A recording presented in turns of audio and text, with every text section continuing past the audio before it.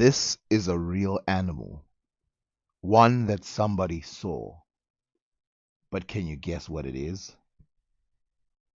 Most people would be shocked to find out such an animal existed. But this is what happens when you describe an animal from memory to someone who hasn't even seen anything close to it. An example of this is many European scholars, starting off with the Greeks, who went into Africa and saw a bird so large that it could hunt dogs and small animals. So much so that they thought it was a mixture between a lion and a bird, and they called it the griffin. This is different than griffins before, or sphinxes or other animals like that, where it's half bird, half lion. Instead, this was accidental. Herodotus describes a large beast that lived amongst people with one eye and could swoop down and carry one of them. Pliny the Elder describes a hooked animal that could fly and grab horses. It was only when Marco Polo went to Madagascar and saw for himself, allegedly, that the bird that they were talking about was no special animal, but instead was just a really big eagle.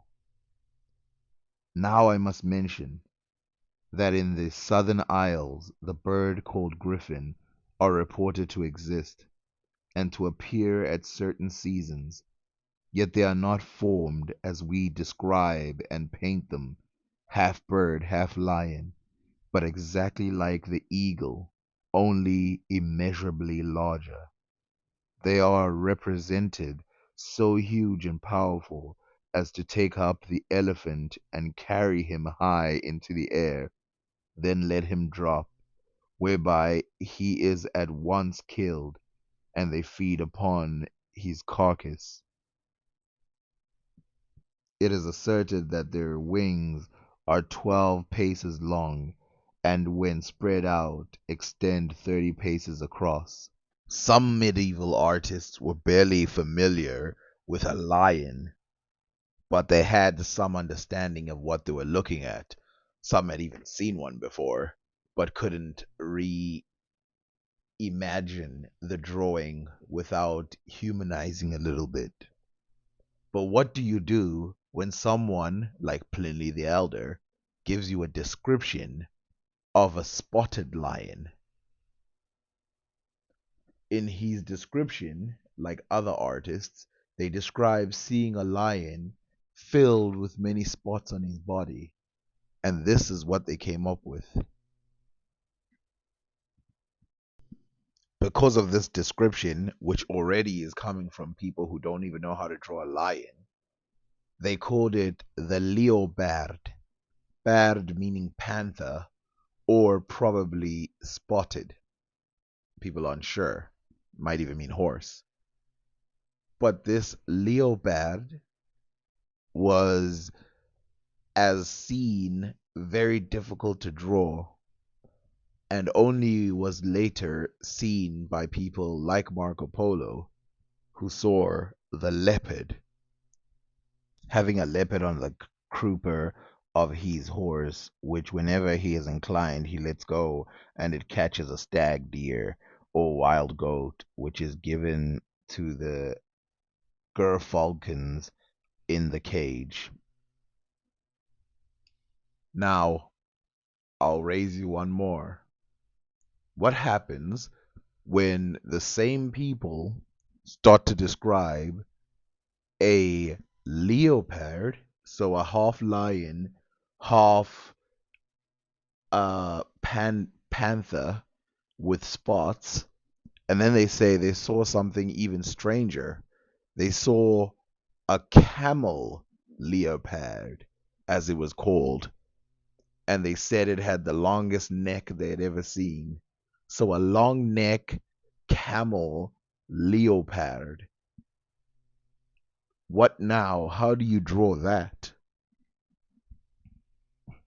Of course, they had the images to match, but in places like the Middle East and in China, they had already traveled to those places. In fact, they'd been gifted some giraffes in those places and they had seen them face to face.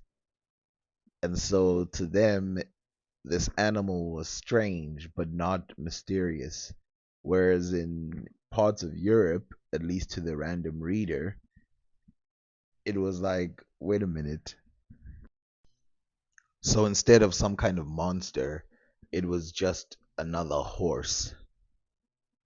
But instead of this land animal, how about we look at the whale? The descriptions of the whale surely did not get into the right hands.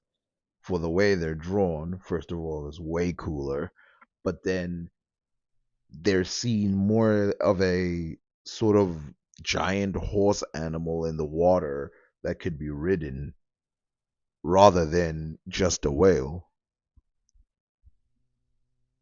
Off the coast of the southwest of Europe and the north of Africa is a salamander that can operate in the water, and its body stretches out as to move with the water. When the first people saw this, they thought they found baby dragons. Baby dragons.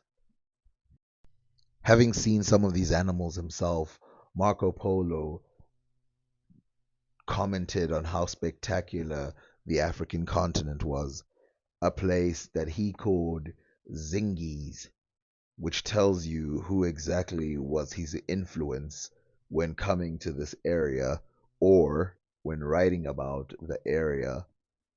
By the way, Marco Polo could not write.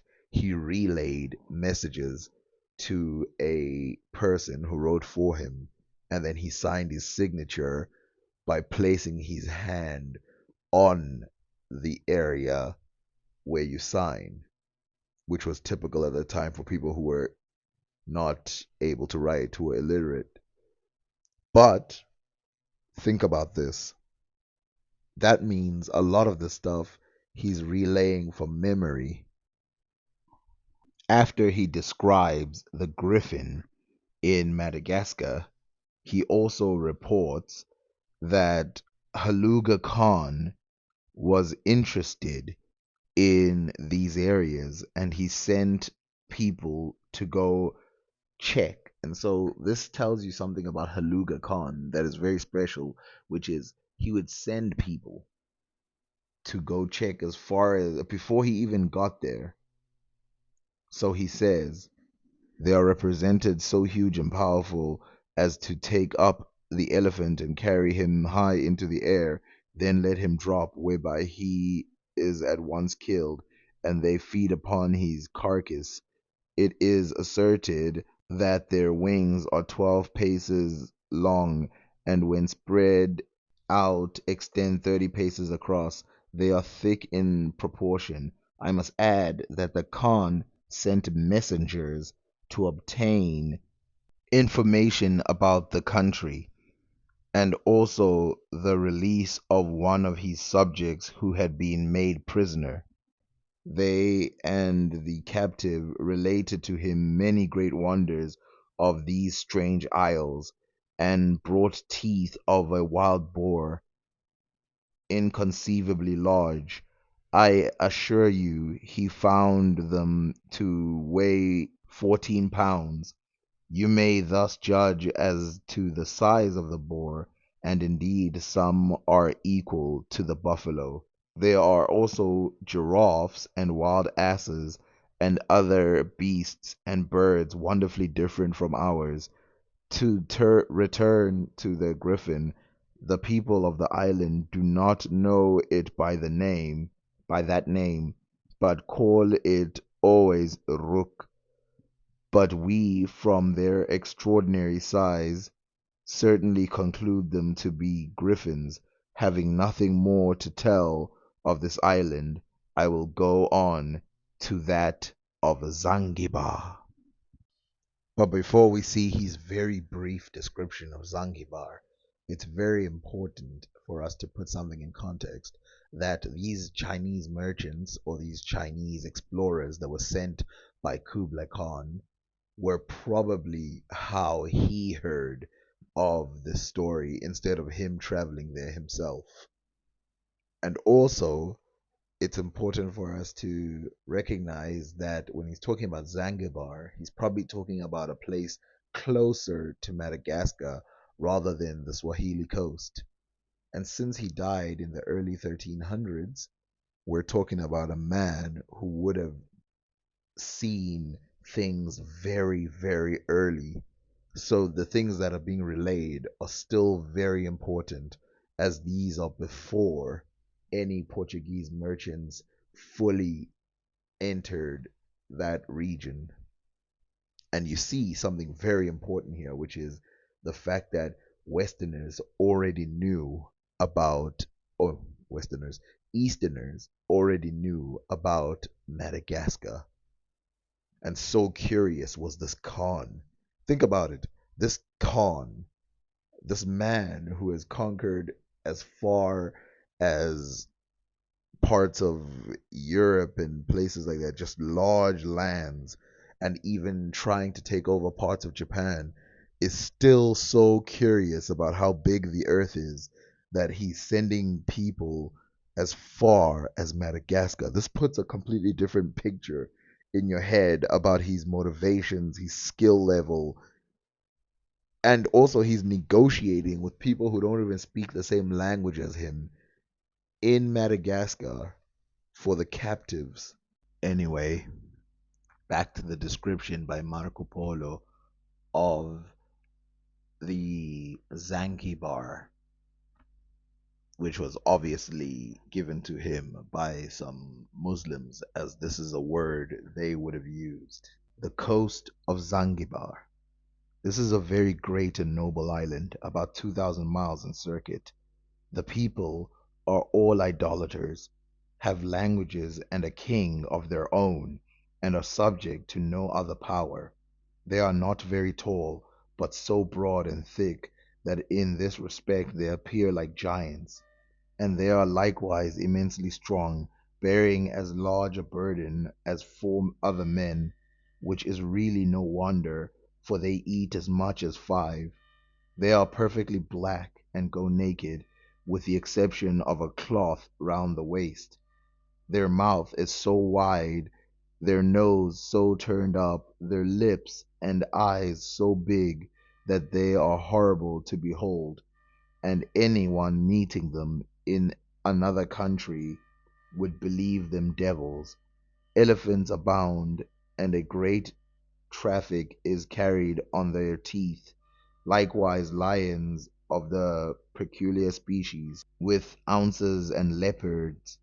In short, they have all kinds of beasts different from others in the world, including sheep entirely white, with only the head black, and none of any other color. Here too is a giraffe, a most beautiful creature, whose shape I will describe.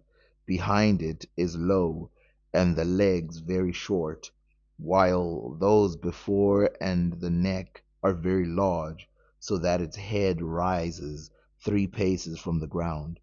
The animal is small, and is quite harmless, and its color being red and white in circles, it is very beautiful.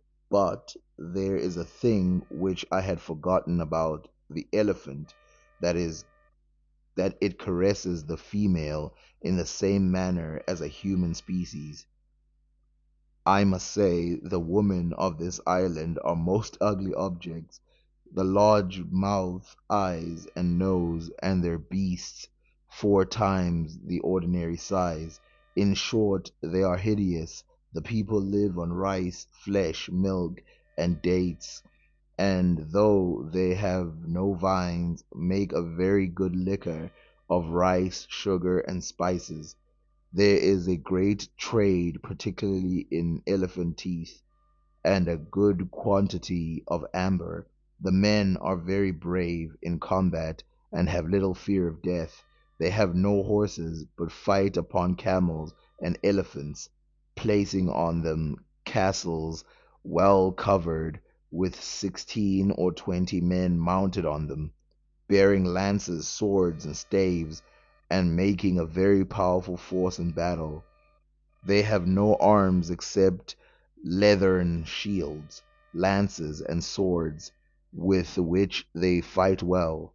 When leading the elephant to the combat, they give him to drink for their wine or liquor, which renders him more fierce and effective. I must now proceed to the great province of Abysia, but first wish to say something more of India in general. Like I said before, he has no idea what he's talking about.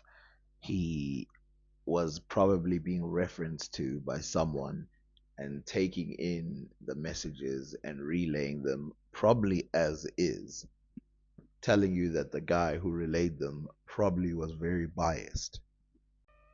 Another giveaway is the fact that he does not mention that the people of Madagascar are too black as well.